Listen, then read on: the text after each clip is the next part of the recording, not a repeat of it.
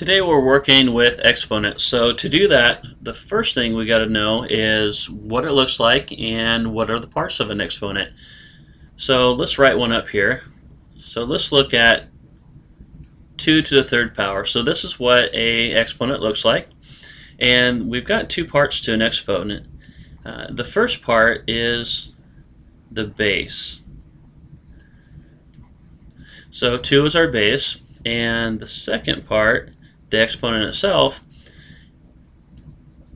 can be referred to as two things, either the exponent,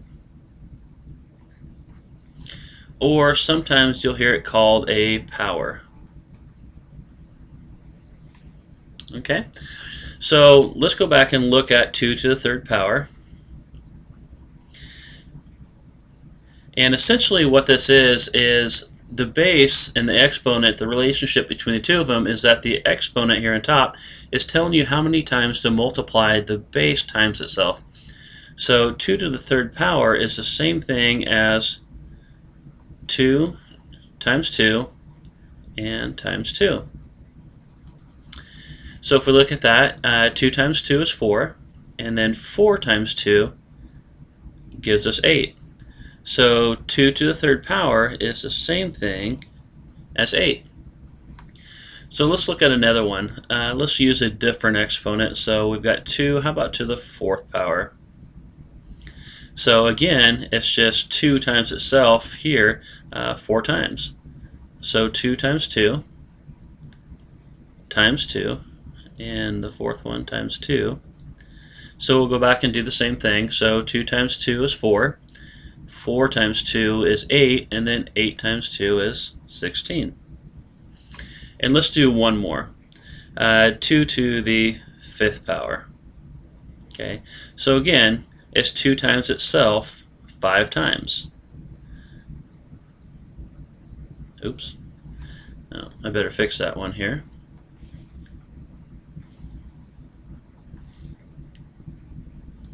Times 2 and times 2. So that's times itself 5 times. So 2 times 2 is 4, and 4 times 2 is 8. Now 8 times 2 is 16, and 16 times 2 gives us 32. Now in math, one of the primary things you're going to see a lot of are patterns, and in this case, as we went from one higher power, so we were 2 to the third power to 2 to the fourth power to 2 to the fifth power, each time we did that, the answer ended up doubling. So that would be 8 times 2, and then 16 times 2. And so that's one of the patterns that you're going to see with exponents.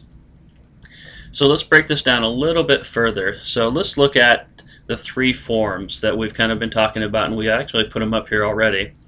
So let's kind of draw a line here, and let's go back to 2 to the third power. And so we said that was the same thing as 2 times 2 times 2, and that gives us 8 as an answer. So you're looking at three different parts. So let's separate these out. So this part right here is actually called the exponential form.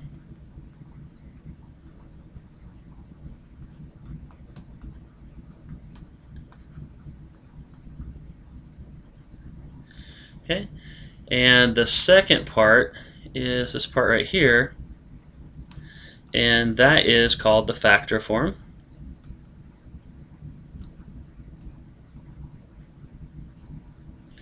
And the last part, the one that we're all familiar with, is the standard form. So 8 is your standard form, which is the one that we usually use. Okay, so you have your three different forms of an exponent. So let's scroll up with that and kind of work with it and see what that means. So in the first part, let's go ahead and work through some of these. So now that we know what they are and kind of what they represent, let's play with it a little bit and put one up here. So if we're writing this, let's go ahead and look at it and say, how about 2 to the third power, and then we're going to add that to 3 to the third power. So looking at it, it's probably easiest to go ahead and break them down first so we know what we're working with. So 2 to the third power, like we said before, was simply 2 times 2 times 2, and that's going to give us 8. Again, 2 times 2 is 4, 4 times 2 is 8. Now if we break down 3 to the third power, again it's just 3 times 3 times 3. So 3 times itself, 3 times. So if we look at that, 3 times 3 will give us 9, and then 9 times 3 is going to give us 27. So we've written both of these in all three forms. So here's the exponential form, here's the standard form, here's the standard form, and here's the factor form. So let's rewrite this now. So 2 to the third power we know, mark this, so 2 to the third power we know is 8. So we're going to put 8 up here. And we're going to add that to 3 to the third power, and we know 3 to the third power is going to give us 27.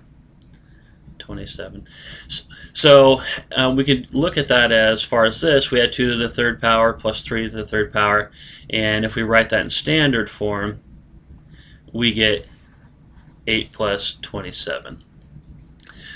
So now let's break that down just a little bit more, and let's kind of look and play with how to move those back and forth from the three different forms.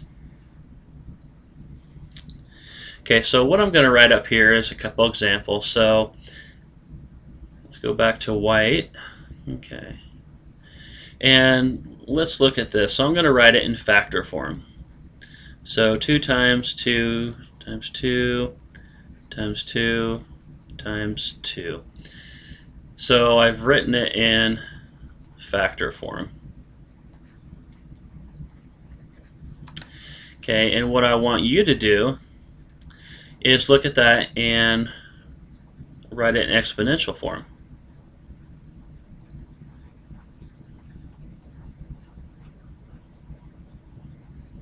Okay, so we're going to write that in exponential form. So again, we look at our base, and that's what we're multiplying itself by, so we know we're working with a 2. And then to get the exponent, we're going to just count how many times we multiplied 2 by itself. So there's 1, 2, 3, 4, 5. So that is 2 to the 5th power. Okay? And then we want to write it in standard form. So I ran out of room to write form, but we'll just put standard there. Okay. So as we look at it, standard form, I'm just going to go back to the factor form because it helps me come up with a solution for it. So we have 2 times 2 is 4, 4 times 2 is 8, 8 times 2 is 16, and 16 times 2 is 32. Okay, so you should be able to go back and forth between the three forms. So from this case, we went from factor form to exponential form to standard form. And you can actually do that in any order that you want. So let's try this one. How about 4 to the third power? Okay, so you guessed it, 4 to the third power in factor form. And I'm going to abbreviate here, so factor form. And what we're looking at is simply 4 times 4 times 4. Oops. Oh, wrote the wrong number down there. Let's erase that.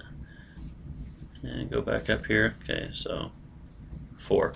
Okay, so 4 to the third power, so 4 times 4 times 4. Okay, and now we're going to go ahead and put that back into, we'll abbreviate again, to standard form. And that's 4 times 4 is going to be 16, and 16 times 4 will give us 64. So you can do this with any amount of numbers. So the big question here is, why would you want to use this, so 4 to the third power, instead of just using the standard form? So, and the answer really lies in what you're looking with. And so if you're looking at numbers that are really, really big or really, really small, then it's easier to write it in exponential form than it is in standard form. So for an example, let's move this up again. If we're looking at a really big number, and in this case, let's go ahead and put one down, and let's say we're working with 2 to the 100th power. So 2 to the 100th power, and I'm only going to write a little bit of this out, but it looks something similar to this.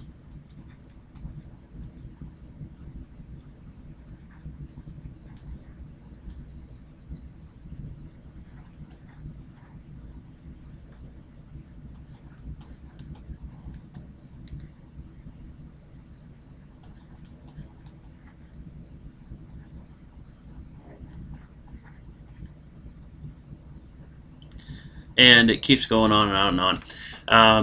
And how I found this out was probably how a lot of you find it out. Let's ask Siri what it is. Siri, what's 2 to the 100th power? Let me check on that. The answer is 12676506282294014967032053706. So you can see that writing that number as 2 to the 100th over here is much easier than writing the numbers way over here on and on and on. So it's a simpler way to look at really large or really small numbers. So let's go ahead and move on to a couple examples. So if we move it up here just a little bit, and we'll go back to our white pen. So if we look at this, this time let's look at it and say, I'll give you a couple examples. Let's say we're looking at 2 just to the 2nd power. And on your own, go ahead and write that in factor form, or you can just kind of do it in your head if you want. And then once you've done that, go ahead and put that into standard form. Okay, so let me give you just a couple seconds and kind of think about in your head what that would look like.